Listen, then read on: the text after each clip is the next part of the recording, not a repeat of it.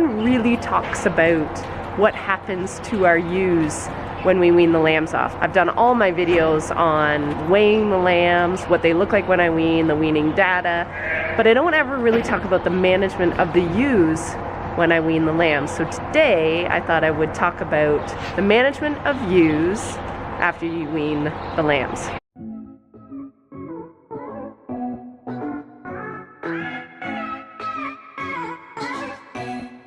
I plan my weaning date back about 10 days, and that's when I kind of start my transition into their weaning. Number one, I adjust their feed ration. I take out the energy of the ration. What I do is I feed my dry hay. It's not the greatest thing management-wise. I have to put it on the cart and feed it by hand.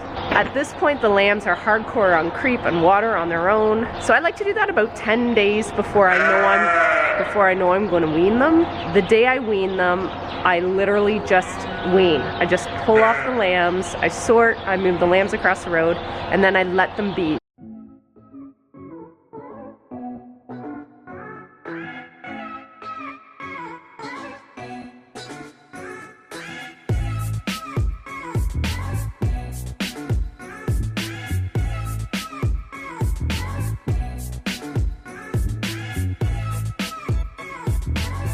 I won't do any observations to these girls for another day or so. And then what I'll do is I'll run them through my handling system.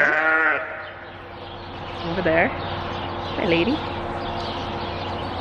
And I'm gonna check udders. If there's any real obvious lumps or teeth damage, or if one side is dried off and the other side's not, what I do is I put a mark on their back. So if it's lumpy, I'll put an L on the back. If she's totally dried up, I'll put a D on the back. Another thing I've started to do this past year, the accelerated lambing, you may have some higher instances of mastitis that you'll see. You won't see it now, but you'll see it when they come back into production with like teats that aren't working, udders that just aren't producing milk. So what I've started to do with the help of my vet, so this is all stuff you need to be talking to your vet first. I started using Mycotil. Now Mycotil is a very dangerous drug for humans, so make sure when you're doing it, these animals are restrained fairly well, because if you inject this stuff, it can kill you. So you have to be very, very careful about that. And I just dropped it, that's lovely.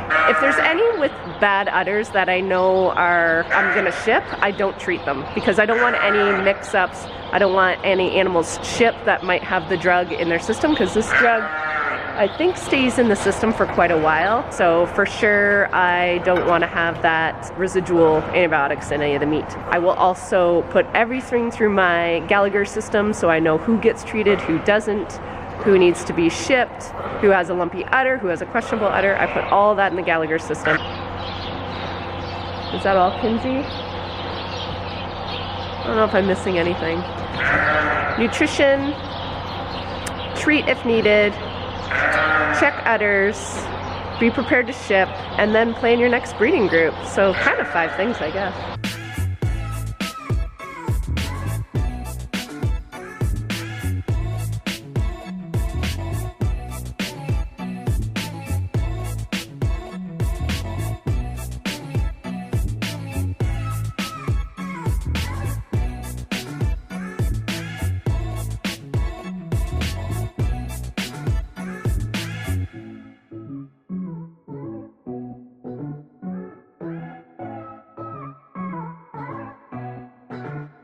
Okay, so what I'm doing here now is checking every ewe's udder for any lumps, or if there's any dry, or if there's lopsided udders, so maybe one half dried up. The one ewe here, I can't honestly tell. She feels a lot drier. There's an udder there, but it's not at all got any form of swelling like the other guys do. The other guys feel like they literally just quit milking. So I'm gonna put a D on her back, which means dry. And then when I go to do the weaning records, or even just look on her data, I can see if maybe she lost her lambs, like maybe one died, 1 or 2. looks like she had a single, so we'll see where that lamb is in life. Maybe it's still here, maybe it's not. Kinsey, and make a judgment call on her based on that. If her lamb's still alive, maybe it just weaned itself off earlier. So we will see. I also did one other thing, and I want to show you. I narrowed the actual chute up. It's got, I don't know if I can show you. It's got little pegs that you can narrow the bottom so they're not trying to double up inside the chute. I'm going to see if I can show you. So this one's a good one. So down here, these have pegs. And originally they were just in the original spots where they were supposed to be, which is over here. It makes them really wide. So I narrowed these bottoms. So the bottoms are really narrow. The tops are still full wide, but the bottoms are narrow, and I'm hoping that will help them moving around, because I am treating with mycotil. I'm treating with that, and I don't want any accidents. I should have done that a long time ago. I don't know why I haven't. Anyway.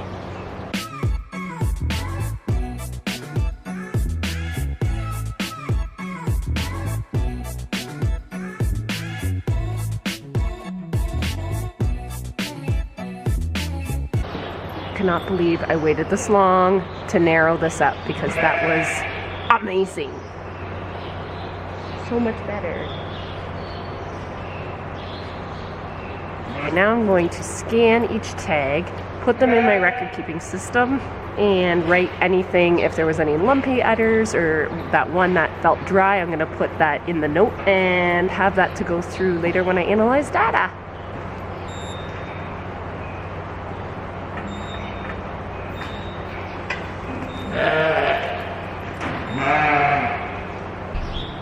So the good thing about this Gallagher system is whatever activity you're going to repeat over and over and over again, you can actually put it in your settings default. I forgot to do that when I set this up. So instead of plugging it in every single time you treat with mycotil, you can throw that in an activity, and that will be a blanket statement for the whole flock. And the ones that I don't treat, like I didn't treat that one that's already dried off because she doesn't need it. And there's a good chance I'll ship her if she is dry. I don't want that in her system. So I will actually go through, and if I had it on her, say that was her, it's not, but if I did have it on her, I would delete it. And then it would be gone. But that wasn't her, that was the one before, and I didn't have it on it. So yeah, good to have the system.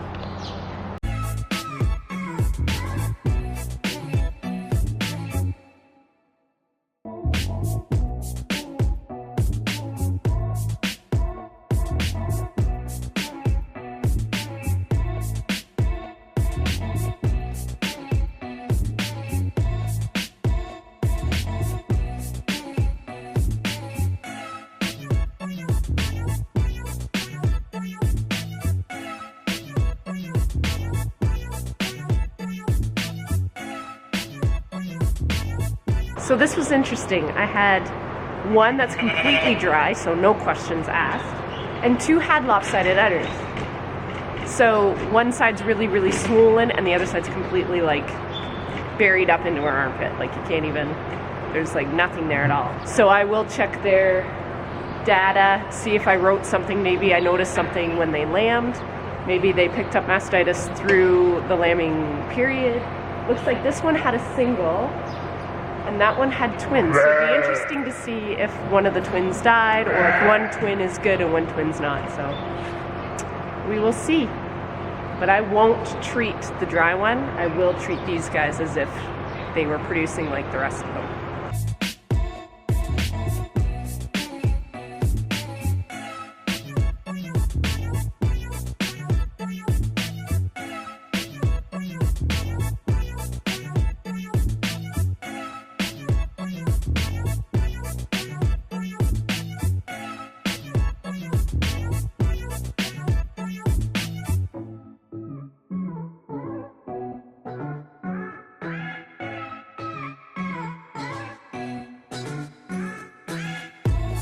So I just finished this group. There was 67 total. They're gonna dry off for the next month, get dry hay, get a very low energy ration. When I go to sort for the next breeding group, everything that I wrote on their backs, if I wrote an L or a D, that will come in handy when I put them through, because it'll be just a second check. I do have it in my system, but just in case I don't see it right away, at least I see it on their backs, and I know to really check those ones hard. I'll do an udder check again. Everything gets checked twice before they get into the next breeding group, because I want no problems. Every lambing group, if I can have less and less chances of mastitis, or less chances of anything wrong with the udder, which means less bottle babies, less work, basically. It's a matter of just getting these ewes out if they're not productive. Today is check 1. I'll do one more check before my next breeding sorting group. So that's it. Thanks for watching.